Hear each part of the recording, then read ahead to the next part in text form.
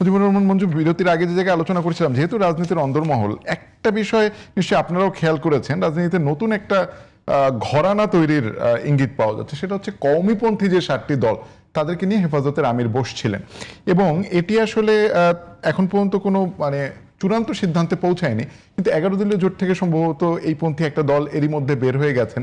মামুনুল হক এখনো আছেন, কালকের সমাবেশেও ছিলেন।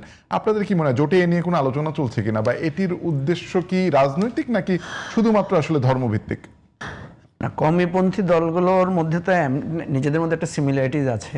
ইতিমধ্যে আমরা দেখেছি যে ওনাদের মধ্যে ওনারা বলেছেন যে কওমি ধারার লোকেরা, যে কওমিপন্থীরা একসময় রাজনীতির বিরুদ্ধে ছিলেন, রাজনীতিটাকে তারা বৈধ মনে করতেন না, এটাকে দুনিয়াবি কাজ মনে করতেন, দ্বীনের সাথে এটার একটা কনফ্লিক্ট আছে এটা মনে করতেন।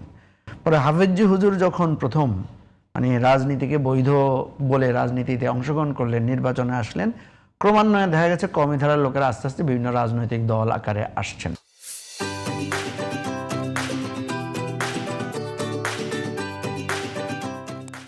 তো এখন বাংলাদেশে হেফাজত ইসলাম নামে যে সংগঠনটা আছে, এইটা বেসিক্যালি আলেম ওলামাদের একটা নন পলিটিক্যাল অ্যালায়েন্স।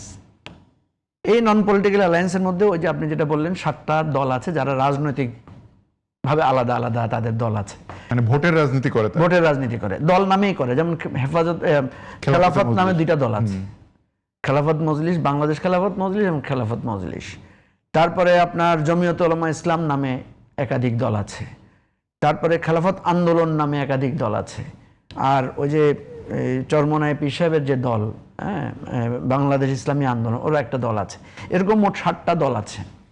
তো এই দলগুলোর মধ্যে আমরা দেখেছি যে কেউ বিএনপির সাথে জোটে গিয়েছেন, কেউ জামাতের, যেমন জামাতের যে 11 দল, এটা কিন্তু আসলে জোট না, এটা হচ্ছে একটা নির্বাচনী ঐক্য। আপনি দেখবেন এটা জোট বলে অনেকে, কিন্তু এটা আসলে জোট না। জোট বলতে কিন্তু এক ধরনের, যেমন বিএনপিরও তো জোট না, বিএনপি কোনো জোট করেছে কিন্তু নির্বাচনী ঐক্য না, আসলে এটা নির্বাচনী ঐক্য না, সেটা হচ্ছে এক ধরনের সমঝোতা। এখানেও এটা একটা নির্বাচনী সমঝোতা। যেমন আমার আসনে আমি আমার মার্কা নিয়ে ইলেকশন করেছি, কিন্তু অন্য দলগুলো তাদের প্রার্থিতা প্রত্যাহার করেছে। আবার অন্য জায়গায় আমি আমার প্রার্থিতা প্রত্যাহার করেছি আমাদের দলের, আমরা অন্য দলকে পক্ষে কাজ করেছি। এইভাবে একটা সমঝোতা হয়েছে, এবং এটার কোনো নির্দিষ্ট মূলনীতি, নির্দিষ্ট কোনো ডিক্লারেশন, নির্দিষ্ট কোনো গোল কিছুই আপনি দেখবেন নাই। এখন এটা এক্সটেন্ডেড ওয়েতে এক ধরনের চলছে, সেটা হচ্ছে জুলাই সনদ বাস্তবায়ন এবং গণভোটের রায় বাস্তবায়নকে কেন্দ্র করে আমরা একটা আন্দোলন করছি। এটাও থাকতো না যদি বিএনপি এই জায়গাটায় একটা স্ট্রং পজিশন নিয়ে নিজেরা যদি এগুলো অ্যাসিওর করতো, তাহলে হয়তো এই আন্দোলনটা এভাবে হতো না। এনিওয়ে, আপনি যেটা প্রশ্ন তুলেছেন যে হেফাজত ইসলাম, আমি আলাপ করেছি যারা ওই দিন মিটিংয়ে গিয়েছিলেন তাদের সাথে, যে আপনারা আসলে কি সব দল থেকে বেরিয়ে একটা জায়গায় যাচ্ছেন। ওনারা বলছেন যে না, এটা আমাদের সিদ্ধান্ত হয়েছে যে আপনারা কিভাবে ওখান থেকে বেরিয়ে আসবেন, এটার উপর ওনারা একটা রিটেন সবাইকে মতামত দিতে বলেছেন। খেলাফত মজলিস যে অংশটা, আহমদ আব্দুল কাদেরের নেতৃত্বাধীন, আব্দুল বাসিত আজাদ ওনাদের নেতৃত্বে ওনারা যারা গিয়েছেন, ওনারা বলছেন যে আমরা অ্যাকচুয়ালি জোট ত্যাগ করা বা ঐক্য থেকে বেরিয়ে আসা এ ধরনের কোনো বিষয় না। আমরা বলেছি যে আমরা এখন থেকে নিজেরা আলাদা আন্দোলন করব। এই যে দাবিগুলো আছে এগুলো নিয়ে আমরা নিজেরা আন্দোলন করব, আমরা 11 দলের আন্দোলনে একসাথে যাব না। এটা নিয়ে ওনারা কোনো নেগেটিভ কথা বলেন নাই। ইন্টারনালি কিছু নেগেটিভ ফিচার, নেগেটিভ কিছু অবজারভেশন ওনাদের আছে, কিন্তু এটা ওনারা পাবলিক করেন না। ওনারা বলছেন যে না, আমরা এভাবেই করতে চাই। হতে পারে আপনি যেটা বলেছেন যে এটা হয়তো একটা স্টেপস টু দি ওই যেই 7 দলের যে এক ধরনের অ্যালায়েন্স করার চিন্তা, ওনারা কিন্তু আগেও 7 দলের একটা অ্যালায়েন্স করতে চেয়েছিলেন, পরে জামাতের সাথে হওয়াতে এটা কোনো না কোনোভাবে এটার মধ্যে বিভক্তি তৈরি হয়েছে। এখন প্রশ্ন হচ্ছে যে আমাদের যে 11 দলীয় জোট আছে, এই জোটের ভবিষ্যৎ কি? আপনি যেটা আজকে আমি কয়েকটা জায়গায় দেখলাম যে এই জোট ওয়ার্ক নাও করতে পারে। আমি মনে করি যদি এই ধরনের জোটটা কাজ না করে, এটা জামাতেরই উচিত যে ঠিক আছে আমরা আলাদা আলাদা আন্দোলন করি, অথবা এটাকে আরো বন্ডিংটা আরো স্ট্রং করা দরকার। কারণ এটা এখন যে অবস্থা আছে, এটা কিন্তু খুব একটা পার্টিকুলার কোনো ইয়ে নেই। আপনি যদি জিজ্ঞেস করেন যে আপনাদের জোটের নেতাকে, কেউ বলতে পারবে না। জোটের মুখপাত্রকে, জোটের সিদ্ধান্ত কিভাবে হচ্ছে, খুব লুজ একটা অ্যালায়েন্সের মধ্যে দিয়ে সিদ্ধান্তগুলো হচ্ছে। ফলে এটা কিন্তু জোটও বলা যাচ্ছে না, আবার জোট নাও বলা যাচ্ছে না, এরকম একটা অস্বস্তিকর একটা পরিস্থিতির মধ্যে আছে। তবে আমি যেটা মনে করি যে এই বাংলাদেশে এই জোটবদ্ধ আন্দোলন, জোটবদ্ধ রাজনীতির খুব বেশি অ্যাচিভমেন্ট নাই। অ্যাচিভমেন্ট আছে জোটবদ্ধ ইলেকশনের, যেটা আগেও আমরা দেখেছি বিএনপি জামাত জোট করে ইলেকশন করেছে, সেটা ভালো করেছে। আবার আওয়ামী লীগ 14 দলীয় জোট করে ইলেকশন করেছে, সেখানে ভালো করেছে।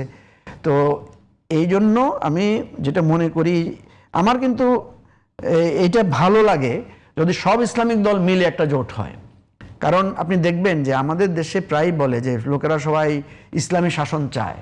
হ্যাঁ, রাস্তাঘাটে আপনি যে কোনো লোককে যদি জিজ্ঞেস করেন ভাই আপনি কি ইসলামী শাসন চান, বলছে হ্যাঁ চাই তো। কারণ সবার একটা ধারণা যে ইসলামী শাসন হলে দেশটা ভালো থাকবে, চুরি বন্ধ হয়ে যাবে, দুর্নীতি হবে না, ন্যায় পন্থা চলবে। এখন তো ইসলামী শাসনের পক্ষে ভোট সবাই দেখ না, ঠিক আছে? তো আপনি যদি দেখেন যে আমাদের ইসলামিক শাসন চায় এরকম সব দলগুলো, প্রথম কথা হচ্ছে তারা যে এই যে একজোট হয় না, এটা কিন্তু নেগেটিভ সাধারণ মানুষের কাছে। সাধারণ মানুষ মনে করে যে তোমরা যদি মানে যেহেতু ইসলাম তাহলে এক হন না কেন, আপনাদের মধ্যে বিভেদ কি নিয়ে? স্বার্থ নিয়ে বিভেদ হলে তো এটা ইসলাম হলো না। আকীদা নিয়ে পার্থক্য, তো আকীদার মূল জায়গায়, আকীদার তো অনেক বিস্তৃত জায়গা আছে, মৌলিক আকীদায় তো কোনো পার্থক্য নাই। আল্লাহর সার্বভৌমত্ব, রাসূল সাল্লাল্লাহু আলাইহি ওয়াসাল্লামের নেতৃত্ব, কোরআন হাদিসের নির্দেশনা, এগুলো নিয়ে তো কারোর মধ্যে বিভেদ নাই। যেগুলো আছে ছোট ছোট দ্বিমত। তো রাষ্ট্র পরিচালনার ইস্যুতে যদি ওনারা সবাই একজোট হয়ে একটা নির্বাচনে যান, এটা কিন্তু একদিকে ভালো হতো আমাদের জন্য, এবং ওনাদের মধ্যে এই বিভেদটা কিন্তু আমাদের ধর্মকে একটু ছোট করে, হেয় করে, সেই জায়গাটা কমে যেত।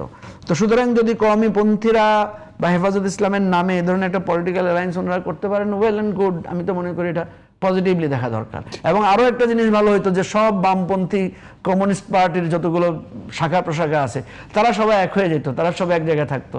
আর আমরা যারা নতুন রাজনীতির কথা বলছি, মানে বিএনপি, জামাত, তারপরে আপনার বামপন্থীরা সবাই মিলে একজোট, তারপরে আপনার কওমিপন্থীরা সবাই মিলে একজোট, আর আমরা যারা নতুন রাজনীতির এই সমস্যা সমাধান কেন্দ্রিক অধিকার ভিত্তিক রাজনীতির কথা বলছি, আমরা একজোট থাকতাম, তাইলে মানুষের জন্য খুব ভালো হতো। মানে ইলেকট্রাল পলিটিক্সটা খুব ভালো শেপ বেছে নেয়ারই হতো।